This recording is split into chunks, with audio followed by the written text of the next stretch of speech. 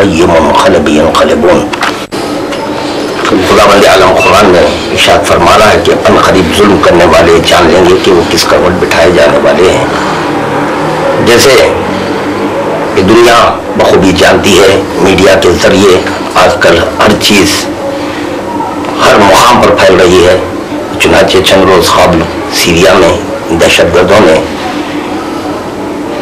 جنگ کی ہے جو اسلام کی روح سے غلط ہے. اور ابھی دیکھا جا رہا ہے کہ عراق میں بنام اسلام ائمہ معصومین علیہ السلام کی مزارات کو توڑنے کا ارادہ کر یہ دہشت گرد آگے بڑھ رہے ہیں.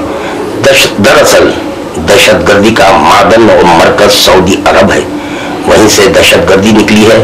وہیں پر وہابزم ہے کہ وہ لوگ نہ فاتحہ کے قائل ہیں، نہ یہ کہ وہ حضرات مزارات پہ جانے کے قائل ہیں. چنانچہ اسی کو پیش نظر رکھ کر یہ آل رسول کے مزارات کو یہ آل سعود نے توڑ دیا تھا، منہدم کیا تھا.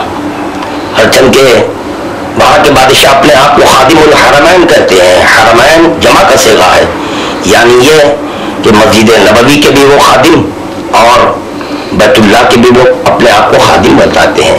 جب مسجد نبوی کے آپ خادم ہیں تو آل رسول کے مزارات پر جو ظلم کیا جا رہا ہے اس میں مداخلت کیوں نہیں کرتے؟ دراصل پیسہ سعودی عرب کا ہے، ہتھیار سعودی عرب سے جا رہے ہیں اور پوری دنیا میں دہشت گردی قائم کر رہے ہیں. حیرت ہے جب ان کے چہرے پر داڑھی ہے، کلمہ پڑھتے ہیں، مسلمان ہیں، تو کاش کہ اپنی کتابوں کا مطالعہ کر لیتے. میرے ہاتھ میں کتاب رکھی ہوئی ہے جو تحقیقی دستاویزات ہے، مختلف متفرق کتابوں کے حوالے جات اس میں موجود ہیں. میں یہاں پر صرف امام ابو حنیفہ کا ایک قول پیش کرنا چاہتا ہوں. وہ فرماتے ہیں کہ ہم قبلہ ہو کر نماز پڑھنے والے کسی بھی شخص کو کافر نہیں کہتے، اور اکثر فقہا کا یہی مذہب ہے. پھر یہی امام ابو حنیفہ فرماتے ہیں کہ ہم کسی مسلمان کو کوئی گناہ کرنے کی وجہ سے کافر نہیں کہتے، اگرچہ وہ گناہ کبیرہ ہی کیوں نہ ہو. نہ صرف امام ابو حنیفہ نے کہا بلکہ امام شافعی نے کہا میں قبلہ ہو کر نماز پڑھنے والے کسی شخص کو گناہ کرنے کی وجہ سے کافر نہیں کہتا. بروایت دیگر ظاہری طور پر تعویل کرنے والوں کو کسی گناہ کی بنا پر کافر نہیں سمجھتا. تو بتائیں مجھے، جواب دیں جو دہشت گردی کر رہے ہیں، کیا ہم قبلہ ہو کر نماز نہیں پڑھتے؟ کیا ہم کلمہ لا الہ الا اللہ محمد رسول اللہ نہیں پڑھتے؟ ہاں، ہم لا الہ الا اللہ محمد رسول اللہ کے بعد علی ولی اللہ کا کلمہ پڑھتے ہیں. اسی کتاب میں لکھا ہوا ہے کہ شیعہ وہ لوگ ہیں جنہوں نے بالخصوص حضرت علی کی پیروی کی اور وہ آپ کی امامت و خلافت کے قائل ہوئے.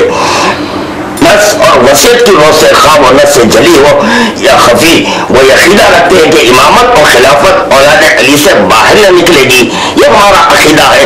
خداوند عالم قرآن میں ارشاد فرما رہا ہے لا اکراہ فی الدین، دین میں کوئی جبر نہیں ہے. لکم دینکم ولی دین، آپ اپنے دین پر رہیں، ہمارے دین کی طرف نہ دیکھیں.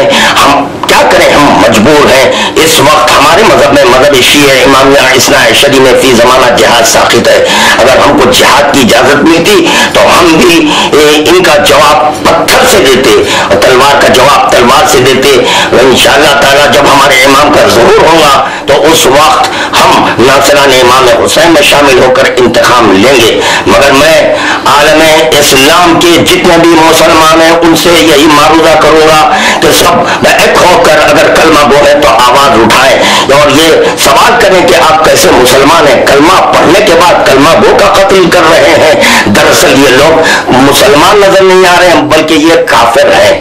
اور یہی لوگ تھے جو میدان کربلا میں امام حسین کو مہمان بلا کر اور ان کو بھوکا اور پیاسا ذبح کیا گیا. نہ صرف امام حسین کو، آل حسین کو بھی بھوکا اور پیاسا ذبح کیا گیا ہے. ہمارے ملک کے وزیر اعظم اور صدر جمہوریہ ہند سے یہ معروضہ کروں گا کہ ہماری ان مظلوموں کی آواز کو یونینوں تک پہنچائے اور سب مل کر سعودی عرب کو پابند کریں کہ دہشت گردی نہ کریں، دہشت گردی کا خاتمہ کریں. یہ ہمارا معروضہ ہے، اپیل ہے، تاکہ ساری دنیا میں امن شانتی رہے. اور پھر یہاں پر ایک اور جملہ کہنا چاہتا ہوں لا اکراہ فی الدین کی روشنی میں کہ چاہے وہ ہندو ہو، مسلم ہو، سکھ ہو کہ عیسائی ہو، کسی کی عبادت گاہ کو توڑنا زمانہ جرم ہے، فی زمانہ جرم ہے. ہمارا یہ فریضہ ہے کہ جس کی بھی عبادت ہے ان کو ان کی طور و طریقے سے عبادت کرنے دیں، اس میں مداخلت نہ کرنا چاہیے. یو این او سے یہ معروضہ ہے، یو این اے سے بھی میں اپیل کر رہا ہوں کہ آپ کے پاس قوت ہے، طاقت ہے، اقتدار ہے، تو آپ لوگ ہو کر ایکجا ہو کر ایک آواز اٹھائیں اور سعودی عرب دہشت گردوں کے خلاف تنبیہ کریں ان کو اور پابند کریں کہ اس قسم کی حرکت نہ ہونے پائے.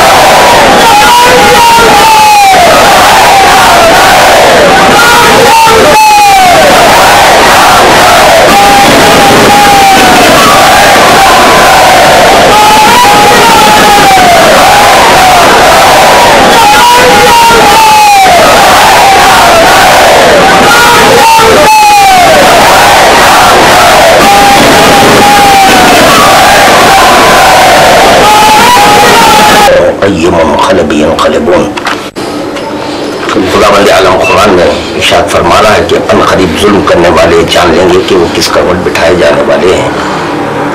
جیسے کہ دنیا بخوبی جانتی ہے، میڈیا کے ذریعے آج کل ہر چیز ہر مقام پر پھیل رہی ہے. چنانچہ چند روز قبل سیریا میں دہشت گردوں نے جنگ کی ہے جو اسلام کی روح سے غلط ہے، اور ابھی دیکھا جا رہا ہے کہ عراق میں بنام اسلام ائمہ معصومین علیہم السلام کی مزارات کو توڑنے کا ارادہ کر کر یہ دہشت گرد آگے بڑھ رہے ہیں. دراصل دہشت گردی کا معدن اور مرکز سعودی عرب ہے، وہیں سے دہشت گردی نکلی ہے، وہیں پر وہابزم ہے کہ وہ لوگ نہ فاتحہ کے قائل ہیں، نہ یہ کہ وہ حضرات مزارات پہ جانے کے قائل ہیں. چنانچہ اسی کو پیش نظر رکھ کر یہ آل رسول کے مزارات کو یہ آل سعود نے توڑ دیا تھا، منہدم کیا تھا. ہر چند کے وہاں کے بادشاہ اپنے آپ کو خادم الحرمین کہتے ہیں. حرمین جمع کا صیغہ ہے، یعنی یہ کہ مسجد نبوی کے بھی وہ خادم اور بیت اللہ کے بھی وہ اپنے آپ کو خادم بتاتے ہیں. جب مسجد نبوی کے آپ خادم ہیں تو آل رسول کے مزارات پر جو ظلم کیا جا رہا ہے اس میں مداخلت کیوں نہیں کرتے؟ دراصل پیسہ سعودی عرب کا ہے، ہتھیار سعودی عرب سے جا رہے ہیں اور پوری دنیا میں دہشت گردی قائم کر رہے ہیں. حیرت ہے جب ان کے چہرے پر داڑھی ہے، کلمہ پڑھتے ہیں، مسلمان ہیں، تو کاش کہ اپنی کتابوں کا مطالعہ کر لیتے۔ میرے ہاتھ میں کتاب رکھی ہوئی ہے جو تحقیقی دستاویزات ہے، مختلف متفرق کتابوں کے حوالے جات اس میں موجود ہیں۔ میں یہاں پر صرف امام ابو حنیفہ کا ایک قول پیش کرنا چاہتا ہوں۔ وہ فرماتے ہیں کہ ہم قبلہ ہو کر نماز پڑھنے والے کسی بھی شخص کو کافر نہیں کہتے، اور اکثر فقہاء کا یہی مذہب ہے۔